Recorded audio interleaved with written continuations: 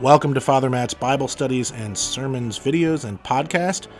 In today's Bible study, we study the Pentateuch, beginning with Genesis and continuing with Exodus, Leviticus, Numbers, and Deuteronomy.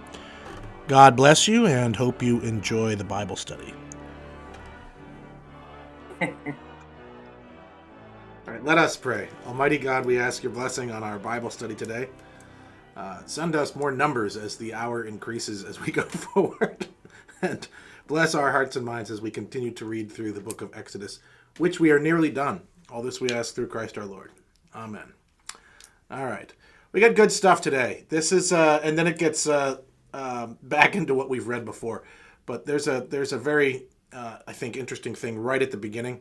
If you remember, we just came down from the mountain and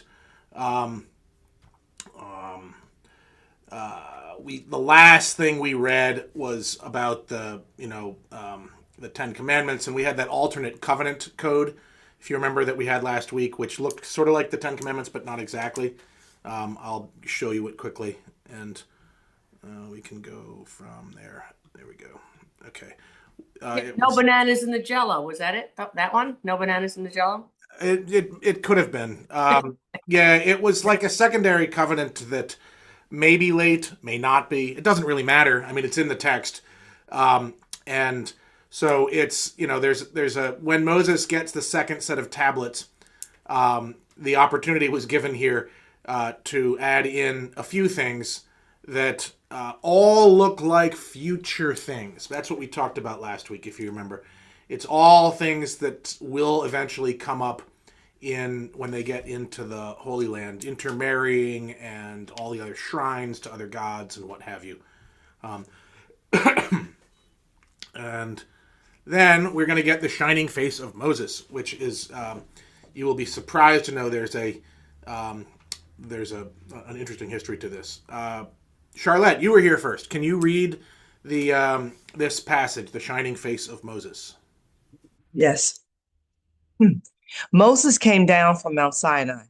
As he came down from the mountain with the two tablets of the covenant in his hand, Moses did not know that the skin of his face shone because he had been talking with God. When Aaron and all the Israelites saw Moses, the skin of his face was shining, and they were afraid to come near him. But Moses called to them, and Aaron and all the leaders of the congregation returned to him, and Moses spoke to them. Afterward, all the Israelites came near, and he gave them in commandment all that the Lord had spoken with him on Mount Sinai. When Moses had finished speaking with them, he put a veil on his face. But whenever Moses went in before the Lord to speak with him, he would take the veil off until he came out. And when he came out and told the Israelites what had been commanded, the Israelites would see the face of Moses, that the skin of his face was shining, and Moses would not put the veil on his face again until he went in to speak with him. Okay, great. So Moses wears a veil to speak with God. That's essentially what's going on here. In our sort of split narrative view of things, this is the absolute norm of how Moses will encounter God in the tabernacle, right? Which is slightly different than the tent of meeting outside the camp.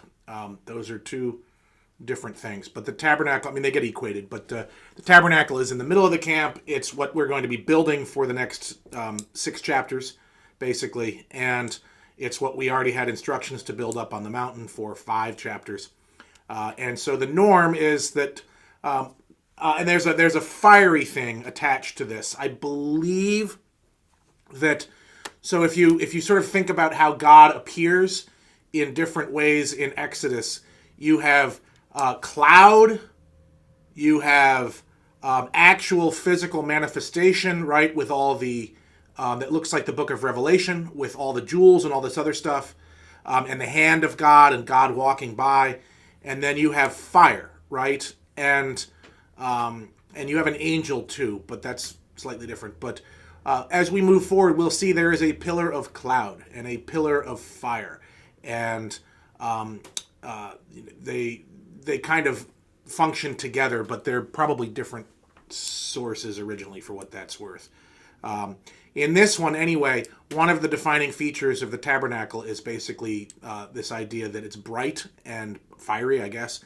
And so Moses, when he goes in, his face picks up that glow, which actually, interestingly, I mean, if you put your face too close to a fire, like it really does kind of heat up and glow, right? Does that make sense? That's not actually that far-fetched. And so the idea is that Moses goes in and it physically affects him in a way that it freaks out everybody else. And so right here it says, right, they were afraid to come near him because his skin was shining. There's a very interesting, it would be humorous if it didn't take on crazy anti-Semitic things. Anybody ever heard of Jews have horns, or Moses has horns? Yes. That's where this comes from. It comes from this passage. Oh. And I'm going to show you an alternate translation. It comes from when they were translating, and it was St. Jerome, when Jerome was translating the Vulgate, and his base was the Greek, but also the Hebrew. He was using both. He mistranslated something, and the AI summary is shockingly correct. So it's right here. The horns of Moses, mentioned in Exodus 34:29, arise from a mistranslation of the Hebrew word. If you know Hebrew, there's no vowels in it originally. They get marked in, so it's actually really easy to mistranslate things. So Karan or Karen, right? If you have a language that's all consonants in the actual written text, you can make sense of why they would do that. So rays of light got mistranslated as horns into the Vulgate, right? And so it stayed in the Vulgate, which was the official Bible of the Catholic Church, and I think maybe still, it stayed, this mistranslation stayed.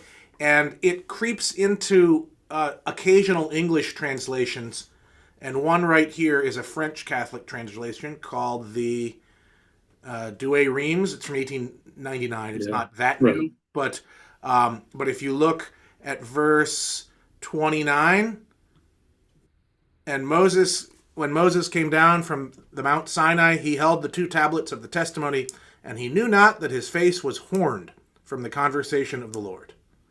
That has been picked up. Let's see if it keeps going in this. Yeah, see, horned. So it picks up throughout the whole chapter that his face is horned and this and that. That picks up in a variety of different places. I'm going to drag this down so I can see it. If you go into art, Moses, horns, art. Right? You will see Moses with horns. There's Moses with horns, right? Right there. See his horns? And that's Michelangelo, right? I think, yeah, Michelangelo statue. Yeah, well, what language was he reading the Bible in if he was? Latin, right? Yeah. So Moses' horns. There we go. There's one. Can't really see it. There we go. See, Moses has horns. It's not a good look, right? This gets picked up. If you ever, it's all over the place. Like, see in the art, see his horns. Yeah, Sorry, I knew a guy. There's his horns. That's a tent behind him, I think. But Right. Somebody. I'm sorry. There's more, right?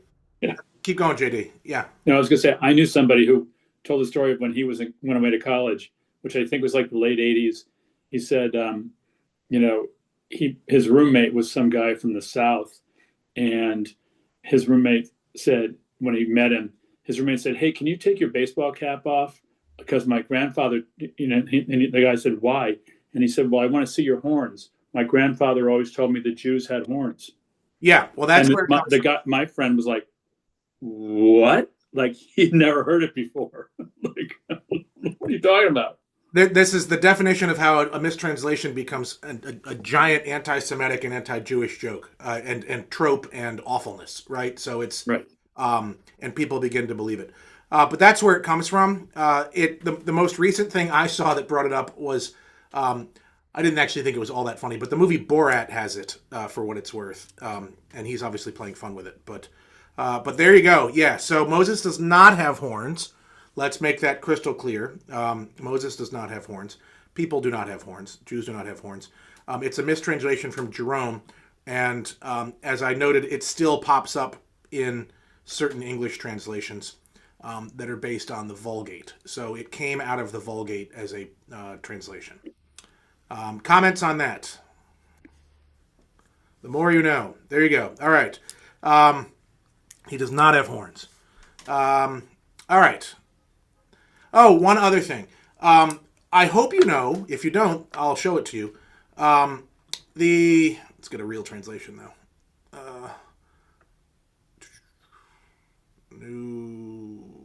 This is fine. Veil. You know where St. Paul talks about the veil? Does that ring a bell?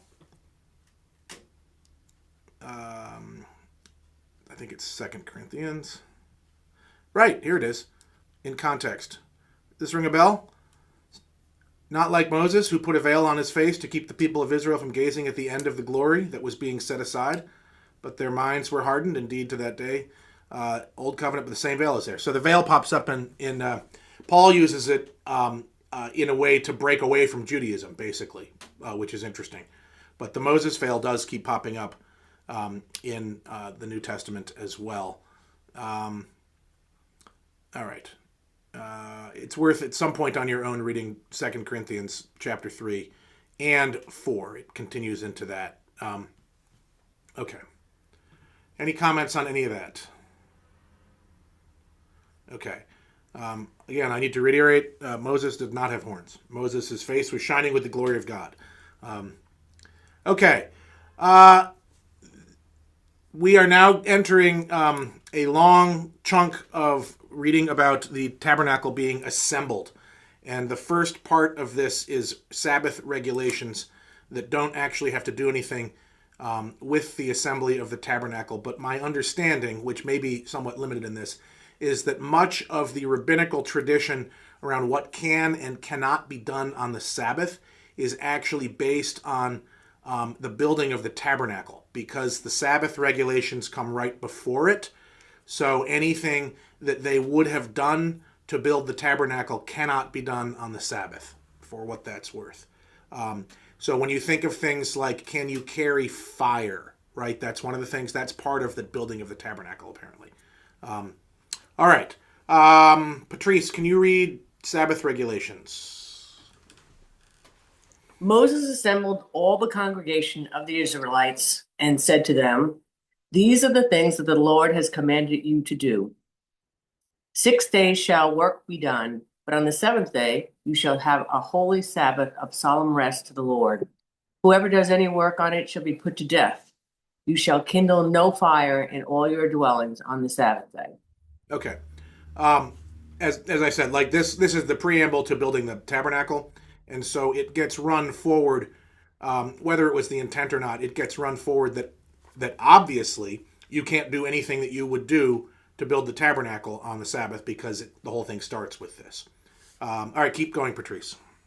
Moses said to all the congregation of the Israelites, "This is the thing that the Lord has commanded. Take from among you an offering to the Lord. Let whoever is of a generous heart bring the Lord's offering gold, silver, and bronze, blue, purple, and crimson yarns, and fine linen, goat's hair, tanned ram skins, and a fine leather, acacia wood, oil for the light, spices for the anointing oil, and for the fragrant incense, and onyx stones and gems to be set in the ephod and the breastpiece." Okay, so just stop there for a sec, because it's going to go on, and I want to say something. Anybody remember what the fine leather probably was translated? Has been translated into other languages? Dolphin? Yeah, it was dolphin skin or porpoise skin. Porpoise, yeah. The U says, meaning of Hebrew uncertain, right? So they're not going to go down that road in this translation, because it's a very good translation, I think. But that was another thing that was translated out for a long time, was that it was porpoise skin or dolphin skin or something like that. Probably not. Yeah. Beaded leather. Beaded leather? Yeah. Well, it's something. Usually when they have that note that Hebrew uncertain means that they don't really know what it is, but based on the, if you remember the context of it, it was always like the outer skin of the tent. So they Right. assume it's some sort of waterproofy type thing. So anyway, this is the list of things that are going to be to make the tabernacle, and it's interesting. And we'll keep reading this, but it's interesting that there's a lot of stuff that goes into it, and it's a it's an offering. You'll see as you go, right? It's a free will offering. Let whoever is of generous heart. It's not a commandment, even though it starts off the Lord is commanded, but it's actually like, if you want to give, right? And this is what we need, and we need all this stuff. And we've talked a little bit about this before, but given the context of where we are in the wilderness, having just left Egypt, it's interesting they have all this stuff, right? And you can explain that in a variety of different ways. One of the narratives has them loot Israel. Another one, which is the one that we're in, has them. They've been there for 400 years, and they also sort of build up stuff and leave with their stuff. So, in any event, they have a lot of things in the wilderness, and again in the canon, and also in this particular source, I think there's 600,000 of them. So there's a lot of people. So they have a lot of stuff on top of that. But we'll see how much they give out. Okay, Patrice, keep going. All who are skillful among you shall come and make all that the Lord has commanded. The tabernacle, its tent and its covering, its clasps and its frames, its bars, its pillars and its bases, the ark with its poles, the cover and the curtain for the screen, the table with its poles and all its utensils, and the bread of the presence, and the lampstand for the light with its utensils and its lamps and the oil for the light, and the altar of incense with its poles and the anointing oil and the fragrant incense, and the screen for the entrance of the tabernacle, the altar of burnt offering with its grating of bronze, its poles and all its utensils, the basin with its stand, the hangings of the court, its pillars and its bases, and the screen for the gate of the court, the pegs of the tabernacle and the pegs of the court and their cords, the finely worked vestments for ministering in the holy place, the holy vestments for the priest Aaron, and the vestments of his sons for their service as priests. Great. All right. So time and talent and treasure. That's what it is, right? You've got the treasure. Everybody's asked to donate. And the people that have the talent to do the building, right? All who are skillful, you guys get to help. Everybody else can continue doing, I guess, what they were doing. So, and this gives the the list of things that are going to get built. Any comments on anything we've read thus far?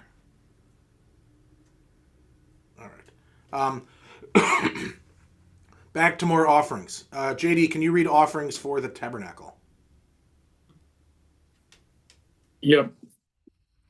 Then all the congregation of the Israelites withdrew from the presence of Moses, and they came, everyone whose heart was stirred, and everyone whose spirit was willing, and brought the Lord's offerings to be used for the tent of meeting, and for all its service, and for the sacred vestments. So they came, both men and women, all who were of a willing heart, brought brooches and earrings and signet rings and pendants, all sorts of gold objects, everyone bringing an offering of gold to the Lord. And everyone who possessed blue or purple or crimson yarn or fine linen or goat's hair or tanned ram skins or fine leather brought them. Everyone who could make an offering of silver or bronze brought it as the Lord's offering.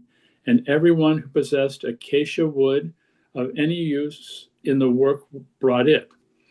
All the skillful women spun with their hands and brought what they had spun in blue and purple and crimson yarns and fine linen. All the women whose hearts moved them to use their skill spun the goat's hair.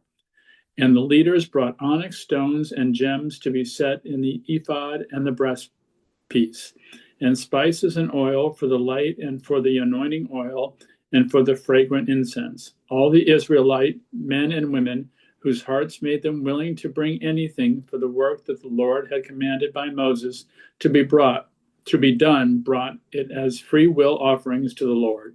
Great. Okay.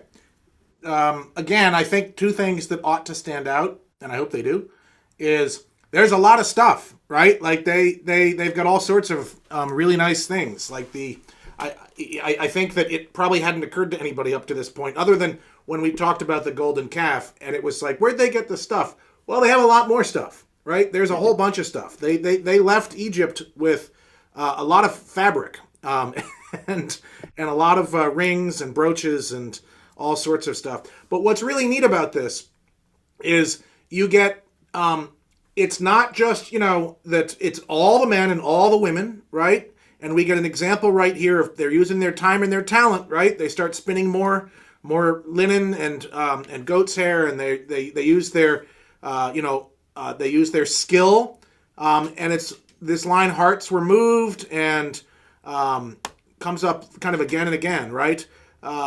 Their heart was stirred. Everyone whose spirit was willing, right? Willing heart. It comes up over and over and over as they go through. Everyone who could make an offering brought it.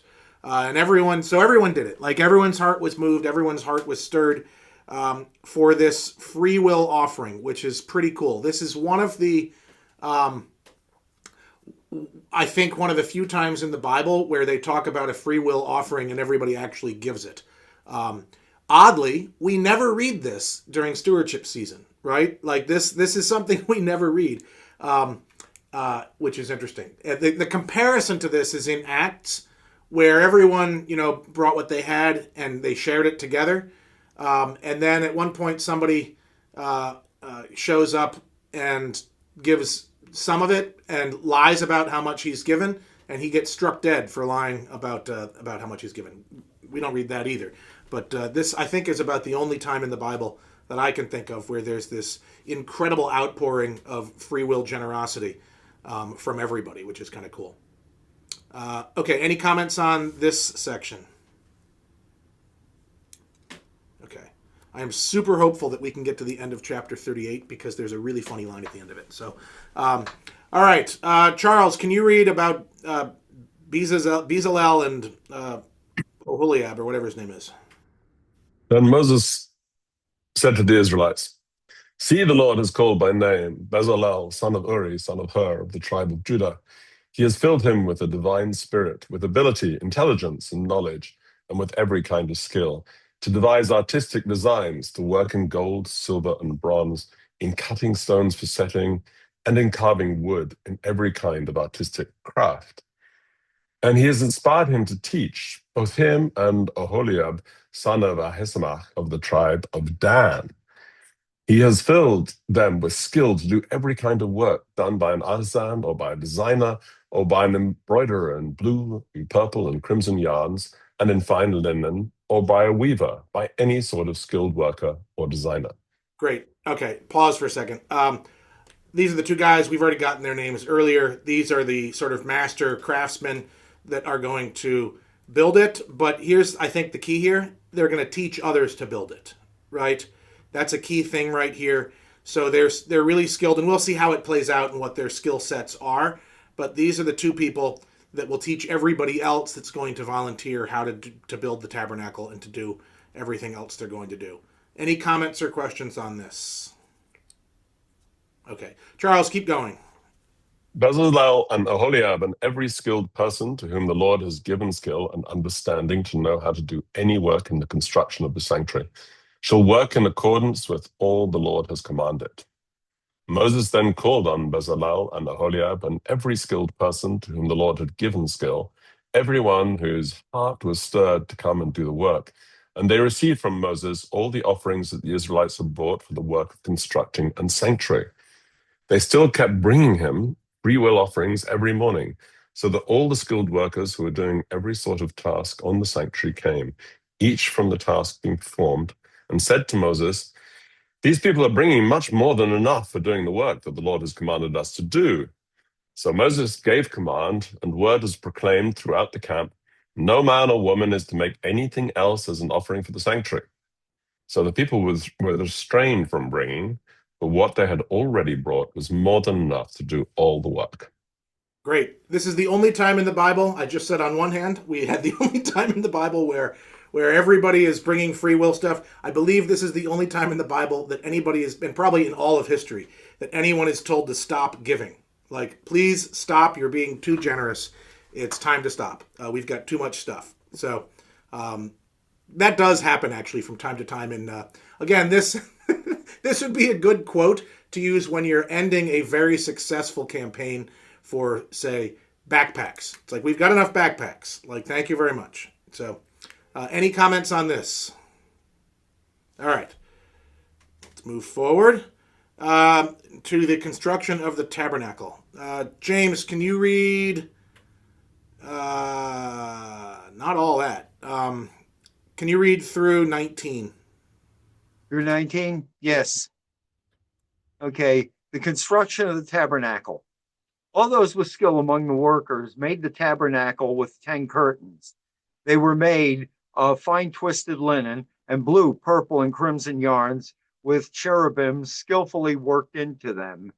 The length of each curtain was 28 cubits, and the width of each curtain 4 cubits. All the curtains were of the same size. He joined 5 curtains to one another, and the other 5 curtains he joined to one another. He made loops of blue on the edge of the outermost curtain of the first set. Likewise, he made them on the edge of the outermost curtain of the second set. He made 50 loops on the one curtain, and he made 50 loops on the edge of the curtain that was in the second set. The loops opposite one another. And he made 50 clasps of gold and joined the curtains one to the other with clasps, so the tabernacle was one whole. He also made curtains of goat's hair for a tent over the tabernacle. He made 11 curtains. The length of each curtain was 30 cubits, and the width of each curtain 4 cubits. The 11 curtains were of the same size. He joined 5 curtains by themselves and 6 curtains by themselves. He made 50 loops on the edge of the outermost curtain of the one set and 50 loops on the edge of the other connecting curtain. He made 50 clasps of bronze to join the tent together so that it might be one whole. And he made for the tent a covering of tanned ram skins and an outer covering of fine leather. Okay, great. Any comments or questions on this? We've read versions of this already. Who's he? There's no antecedent, which is kind of strange. Who's he? He. Right before Moses is talking. Is Moses making the tabernacle? Well, no, it's one of those other 2 guys, right? Shallow. The craftsman.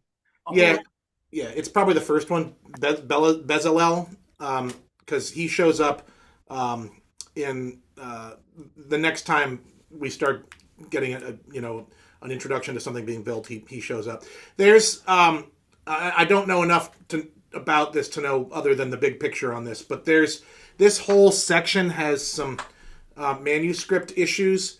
I believe, my understanding is the Greek version of this, and this is not that unusual in the Bible, but when it happens, it usually shows you that there's that this is probably something that was being filled in later, I guess. But the Greek version of this whole section is actually kind of somewhat different, and you can sort of see some weirdness in this. Like, it's odd that it just starts here with he. You would expect the story to name who it was. And so there's things like that feel kind of disjointed. And when you compare it to the Greek version, which is disjointed in a different way, you can kind of see that something is up with this section. And it looks like maybe they were trying to fill in the details that might not have originally been there and fill them in using what had been done earlier in terms of the map and the design that was given on the mountain. Anyway. All right, anything on this? Okay. Who's below James? Therese, can you read 20 to the end of the chapter. Sure. Then he made the upright frames for the tabernacle of Asada, Acacia. acacia wood. 10 cubits was the length of the frame, and the cubit and a half the width of each frame. Each frame had 2 pegs for fitting together. He did this for all the frames of the tabernacle. The frames for the tabernacle he made in this way: 20 frames for the south side, and he made 40 bases of silver under the 20 frames. 2 bases under the first frame for its 2 pegs, and 2 bases under the next frame for its 2 pegs. For the second side of the tabernacle, on the north side, he made 20 frames and their 40 bases of silver. 2 bases under the first frame and 2 bases under the next frame. For the year of the tabernacle westward, he made 6 frames. He made 2 frames for the corners of the tabernacle in the rear. They were separated beneath but jointed at the top at the first ring. He made 2 of them in this way for 2 corners. There were 8 frames with their bases of silver, 16 bases under every frame, 2 bases. He made bars of I say it again. Acacia. Acacia. Acacia. Yeah. Okay. Wood. 5 for the frames of one side of the tabernacle, and 5 bars for the frames of the other side of the tabernacle. The 5 bars for the frames of the tabernacle at the rear westward. He made the middle bar to pass through from end to end halfway up the frames. And he overlaid the frames with gold and made rings of gold for them to hold the bars, and overlaid the bars with gold. He made the curtain of blue, purple, and crimson yarns and fine twisted linen, with cherubim skillfully worked into it. He made for it 4 pillars of acedia and overlaid them with gold. Their books, I can't read. I have to go up. Their hooks were of gold, and he cast for them 4. Okay, good.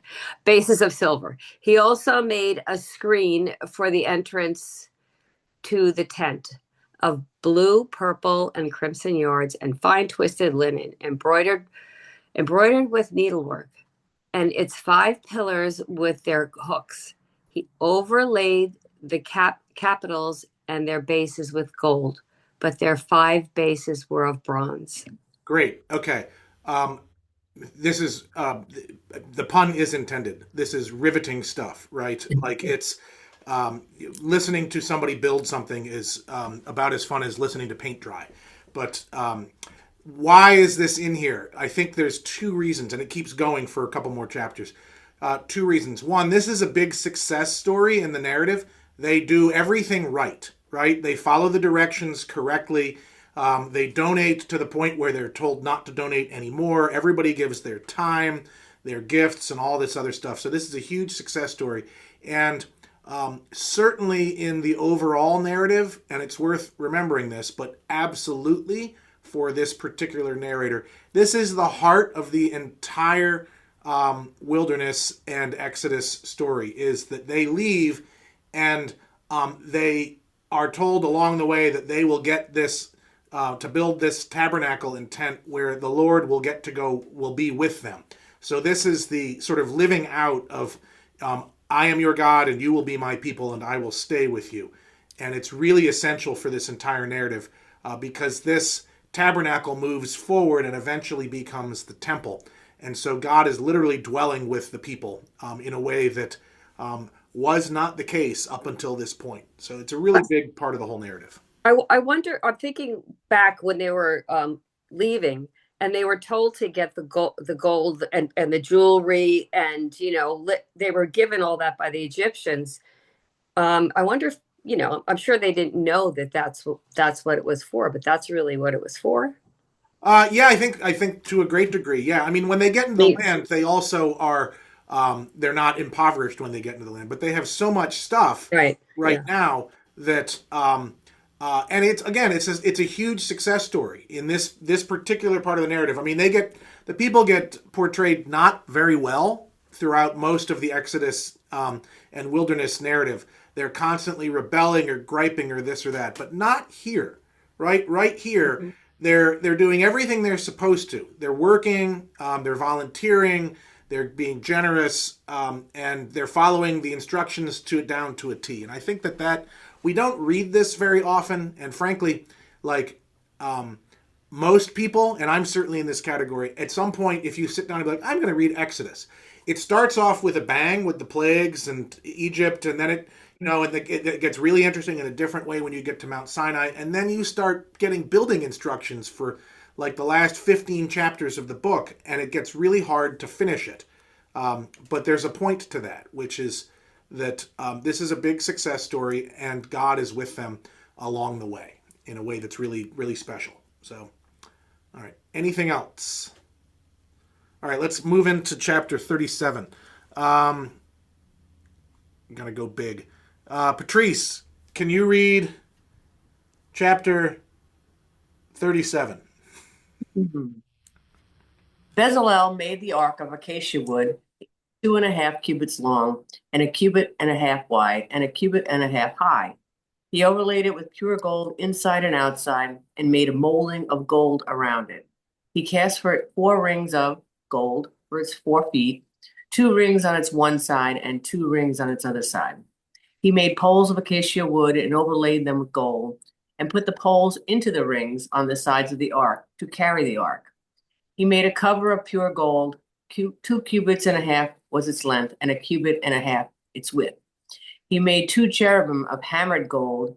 At the 2 ends of the cover he made them, 1 cherub at one end and 1 cherub at the other end. Of one piece with the cover he made the cherubim at its 2 ends. The cherubim spread out their wings above, overshadowing the cover with their wings. They faced one another. The faces of the cherubim were turned toward the cover. Okay, I'll pause for a sec. This is the Ark of the Covenant, right? This is the place where Moses will, and eventually the high priest will speak to God inside the Holy of Holies, inside the tabernacle. In the last chapter, we got all of the exterior stuff built, and now we're building the really special stuff inside, starting with the most special thing.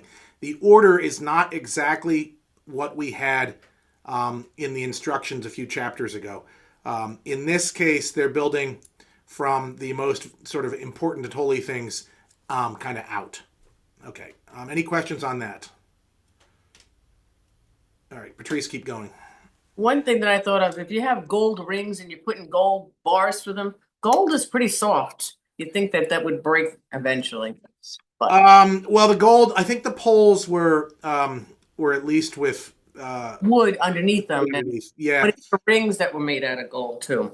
Yeah, no, that's a decent point. I don't know how practical some of these things were for what that's worth. And the Ark of the Covenant in this narrative, and this is an odd thing to hear maybe, is probably not the other ark that is used to go to war with, even though it is the same ark in the Bible. There's 2 different narratives, and 2 different narratives each have an ark, and they're kind of slightly different. But we won't get that other ark until we get into Deuteronomy, so you will have forgotten about all that by then. But in the Bible, it's the same ark, because it's one Bible. But in the original, likely older narratives, there seem to be 2 different arks. But that's a different thing for a different day. But I think you're right, yes, that gold is very soft, and maybe they'd have to be repairing it pretty regularly. There you go. All right, keep going. Making the table for the bread of the presence. He also made the table of acacia wood, 2 cubits long, 1 cubit wide, and 1.5 cubits high. He overlaid it with pure gold and made a molding of gold around it. He also made around it a rim of handbreadth wide, and he made a molding of gold around the rim. He cast for it 4 rings of gold, and fastened the rings to the 4 corners at its 4 legs.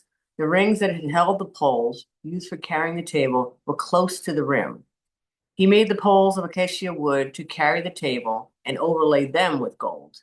And he made the vessels of pure gold that were to be on the table, its plates and dishes for incense, and its bowls and flagons with which to pour drink offerings.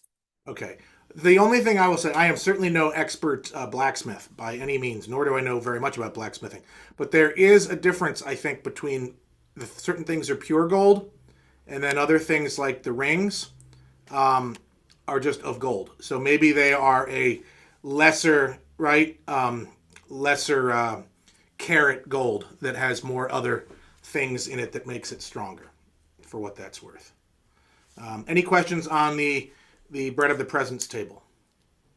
Okay, Patrice, I'm going to bump to somebody else because it's so JD, can you read the lampstand? Sure. He also made the lampstand of pure gold. The base and the shaft of the lampstand were made of hammered work.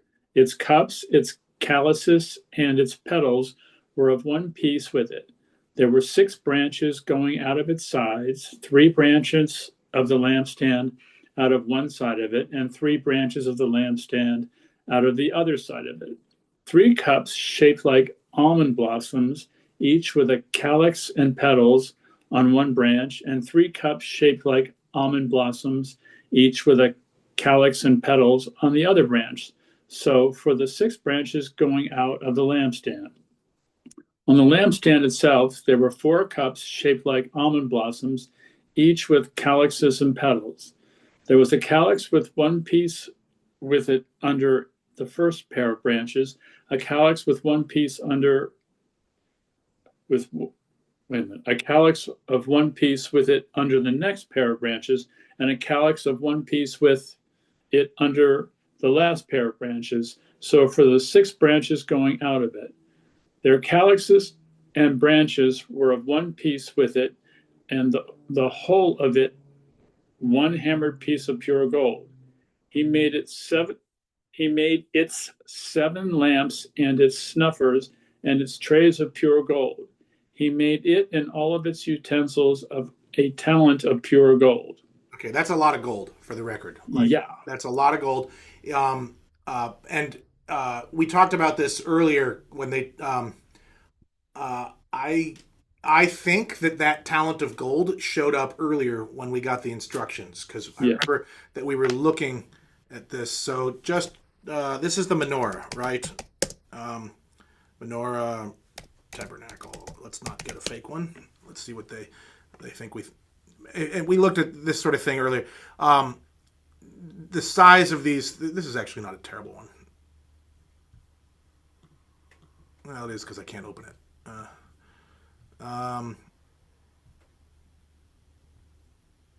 Maybe that one's all right.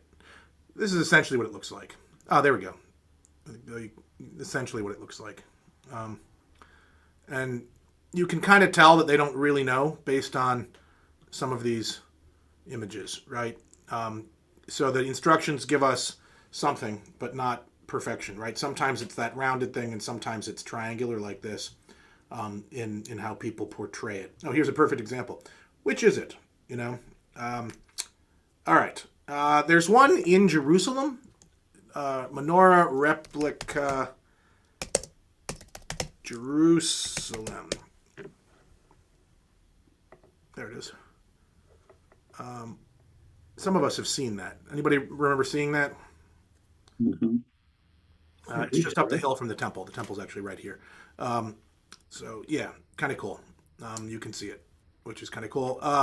And that again, that's it. This is not the real one. It's a replica that they made, and it is made of solid gold, and it is worth a lot of money. But it's there so you can see it. Anyway, in the narrative, when we're winding down, but what we've done, we're going to finish this chapter. But what we've done so far is the shell of the tabernacle has been at least framed out and sort of prepared. And now we've got the place where the Lord will come to and sit, basically, or be present, which is the Ark of the Covenant. There's the table for food, which is, always, there's always food that's there. The bread table is always there with the plates and all that, and the other vessels. And the menorah is always there, which is always lit. which is, so there's always light, there's always food, and there's always a place to sit. Like, very hospitable. That's the idea, right? Okay, JD, keep going. Because you got to read. JD's got to read the altar of incense. Very. He made the altar of incense of acacia wood, 1 cubit long and 1 cubit wide. It was square and it was 2 cubits high. Its horns were of one piece with it. He overlaid it with pure gold, its top and its sides all around, and its horns. And he made a molding of gold around it, and 2 golden rings for it under its moldings, on 2 opposite sides of it, to hold the poles with which to carry it. And he made the poles of acacia wood and overlaid them with gold. Keep going. You want me to read the rest? Yeah, that's it. Yeah, keep going. He made the holy anointing oil also, and the pure fragrant incense, blending it as by the perfumer. Great. That's okay. That's good for now. Any questions on that? So now we've got the place to sit or to be. We've got the food, or the dining room. Basically, we've got the light, and we've got a place to make sure that it smells nice all the time inside. Because remember, they're sacrificing things outside and what have you. So it always smells nice and fragrant inside. Very, very hospitable. So the horns in this are not translated to shining. They are really horns. Context matters, right? So horns, yeah. So a horn of a table, so the word horn in Hebrew is kind of weird in some ways. The word horn in Hebrew also can mean like glory. It's the same. So the way, similarly to English in some level, but like the root, usually there's 3. The 3 root consonants in Hebrew give you a general idea of the meaning of something. And horns and rays of light and glory connect to each other in ways that you might not immediately notice. But things that have horns are big and powerful. Rays of light are sort of glorious, and for whatever reason, it's all kind of the same word. Another version of that is the word for like breath and spirit and wind are all basically they're the same consonants.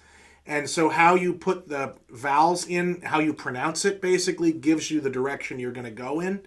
And there's 2 ways to get there. One is as it was passed down and read, the correct pronunciation was passed down to you. They eventually started putting the vowels into the text, right, to remind them which was the right way to pronounce it. But apparently, it originally did not have the vowels in the text. You just had to know the context, and it was because it's an early written language, right? The written language comes after, obviously, the spoken language, and so the person that wrote it down and knew how to pronounce it, and it gets passed on and on and on, and sometimes things were close enough that the pronunciation, if it changed the meaning quite a bit. But in this case, assuming it's the exact same word, and I believe it is, horns here is horns, and horns on Moses is rays of light. And you can probably see how St. Jerome, maybe picked up the context from wrongly by thinking, oh, this is all about horns on this. So Moses had the same type of horns. No, Moses did not. Moses had rays of light coming. And the context there gives you an idea. But I hope that helps in some way.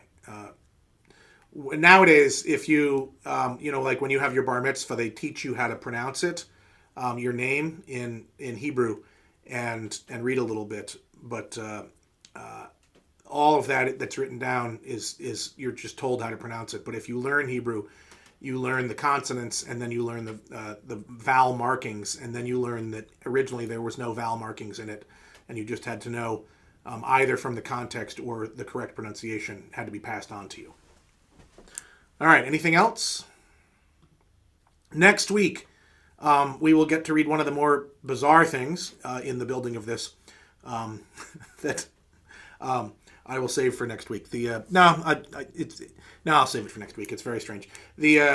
one of the things is made of something very unexpected. Like we've got gold, we've got wood, we'll get into copper and other metals and this and that, but there's something very unexpected coming up that when we read it, it's like, huh, it's an odd one, but we'll read that next week.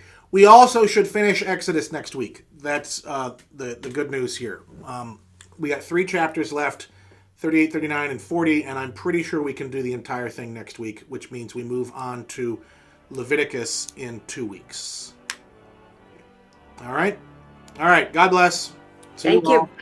Take care.